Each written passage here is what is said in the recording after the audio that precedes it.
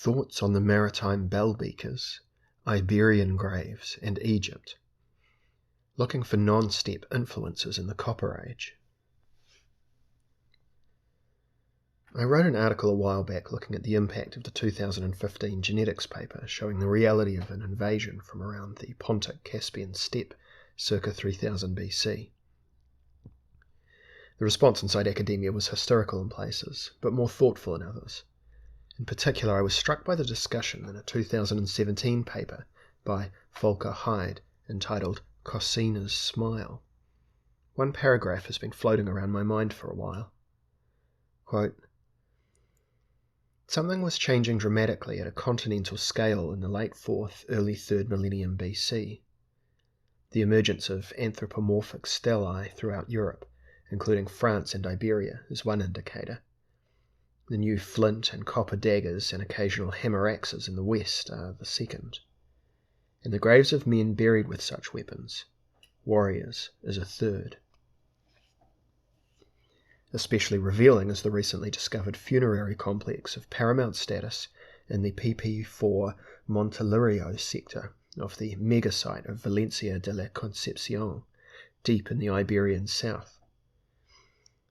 Several features are strongly reminiscent of Yamnaya CWC graves.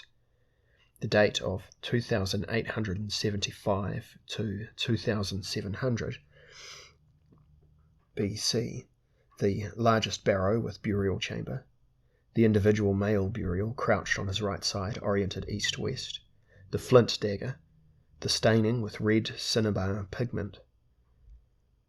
The upper part of the chamber and the immediate surroundings offer two other significant artifacts, a long oval African ivory plate and a decorated gold sheet, both in the form of sandals. Further, such sandals, sandal soles or sandal-shaped idols, as they are also called, made of ivory, bone or limestone, are recorded from 4 other sites in southern Iberia.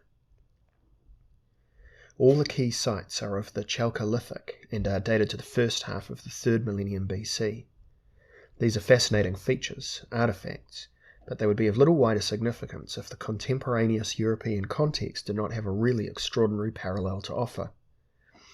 Footprint shoe sandal-formed engravings on Yamnaya Kurgan stelae from the Ukraine, carved and erected some 4,500 kilometers away. Sandals are widely seen as symbolically loaded, with interpretations ranging from signs of status, power and property, to concepts, in a burial context, of walking out of the tomb towards the underworld in the case of sandal tips facing downwards. While we may only partly comprehend the symbolism, it is just one example of pan-European interconnectivity in the 3rd millennium BC, centuries before the Bell-Beaker expansion, around 2500 BC. End quote. This is fascinating to me, and a good example of why genetics should be integrated with traditional archaeology. Something much wider than the emergence of the Yamnaya was occurring across Europe, and the existence of parallel artifacts and styles of burial seems to suggest a continental shift during the Copper Age. I want to muse on 3 topics which might point to other sources of cultural influences of the time period from outside the steppe area: Neolithic anthropomorphic stelae, Egyptian influence on Copper Age Iberia, and connections between the Maritime Bell-Beakers and North Africa. Stelae, daggers and axes. The emergence of the anthropomorphic stelae phenomenon is an interesting case to consider, classically associated with a shift from east to west as part of the general interactions between the steppe and Western Europe. But there have been a number of papers recently challenging this assumption, which itself dates back to the 1920s. The different stelae, engraved upright stone slabs, while clearly related to some degree, do show regional differences. Iberia, Trento Adige, Lunigiana, Rouergue, Zona Aosta, Sardinia, and Languedoc. Dating them has always been a problem, and often their chronological development has been assessed by comparing the motifs within the engravings. Stelae in both southern France and Brittany appear to be older than the appearance of the Yamnaya in the record.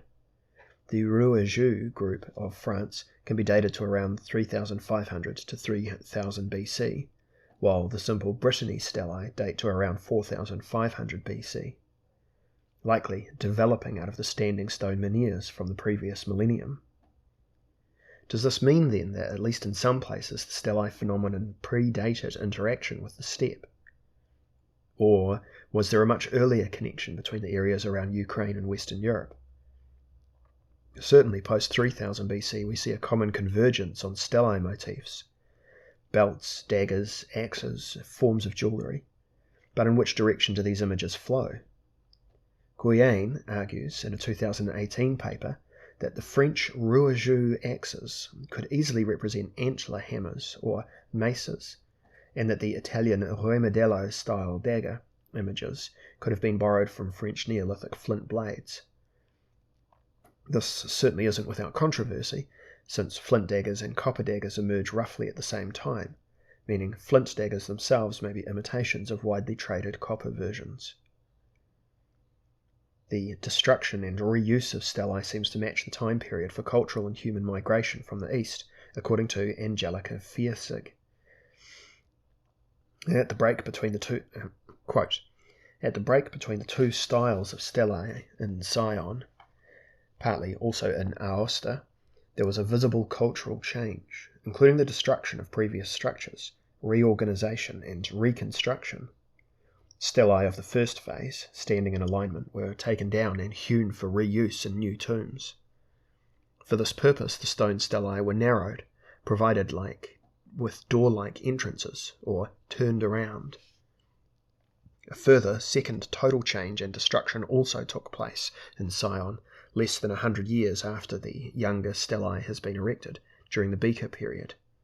There was not one stele from the first or second phase that remained undamaged and in its original position.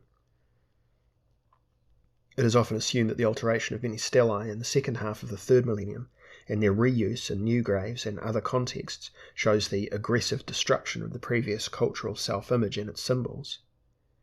The stone tomb in Naal Chik, for instance, can be interpreted in this way, as all the stelae were used upside down, or supporting stones of the tomb. But the careful integration of old images into new contexts, as apparent in so many cases, suggests that the original symbolism was known and often still significant. The use of old stones in contexts of new world views is more a process of appropriation than of destruction. The monuments did not lose the power ascribed to them, and therefore they were integrated into new contexts. End quote. This kind of destruction, repurposing, and semi-reverence mirrors the closing up and alteration of Neolithic megalithic tombs during the Bell-Beaker invasion of Britain, partly a way of stamping their authority over sacred and important places, and partly appropriating the power of these sites to their own ends. Sandals, Ivory, and Egypt. In the opening paragraph, Hyde makes the connection between sandals found in a southern Iberian Copper Age grave and images of sandals on Yamnayan stelae. He suggests that the Iberian elites were aware of the social importance of these motifs due to some long-range connections across Europe. However, other explanations exist. The Belgian archaeologist Louis Siret, 1860 to 1934, made great advances in studying the prehistory of southern Iberia. Amongst his ideas was a connection between the communities and those of the eastern Mediterranean, in particular with Egypt. Guyen states, quote, "With regard to these observations, it may be noted that, in the early 20th century, the Belgian archaeologist Louis Siret, 1913, compared several Iberian Chalcolithic cultural traits with those from Egypt, notably the quote-unquote symbolic hose, funerary adzes, figurines, ivory combs, ostrich eggs, alabaster vases, and hippo ivory, as well as lithic artifacts." End quote. While such observations were buried in the post-war frenzy to dismiss migration and human movement as prime factors for cultural development, they do have relevance in the light of evidence from Iberian Copper Age tombs. Ivory artifacts are found across southern Iberia during the Copper and early Bronze Ages. Biochemical analyses of these objects reveal them to be made from a mixture of Asian African, and even Pleistocene era elephant ivory, opening up the likelihood of extensive trade across North Africa and southern Spain. Some have suggested that a North African-Iberian interaction sphere dates back to the Neolithic. Studies of the objects in the 1970s indicated a stylistic connection between Levantine Gasulian and Nicarian and Iberian ivory figurines. Guyane tries to link the exceptional crystal dagger and arrowheads discovered in Copper Age graves to an Egyptian prototype. Personally, I think this is unconvincing. Equally, the argument that sandals were an important symbol for Egyptian royalty, and therefore the motif could be Mediterranean rather than Yamnaya in origin, seems weak. Probably the best that can be said is that Copper Age Iberian elites were particularly concerned with acquiring foreign exotic objects, such as ostrich egg shell beads, ivory figurines, gold, crystal weapons, and cinnabar. This testifies to at least sporadic trade networks with Egypt or North Africa in general. Whilst this doesn't eliminate steppe influence on southern Iberia, it does open up the discussion that not every influence and cultural change around 3000 BC came from the steppe. Maritime Bell-Beakers. The emergence of the Bell-Beaker phenomenon is still under intense scrutiny and research. An exact chronology and location of its development is ongoing, but most agree that the rivers and coasts of western Iberia are the likely homeland. Bell-Beaker pottery has become synonymous with the culture and splits into two main groups.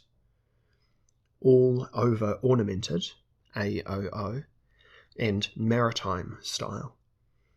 The maritime pottery style is very different, with linear horizontal bands impressed into the exterior. This type of pottery is not found anywhere else except for Morocco and Algeria. How it came to be produced in Iberia is one of those very dry and dull topics which sees little attention.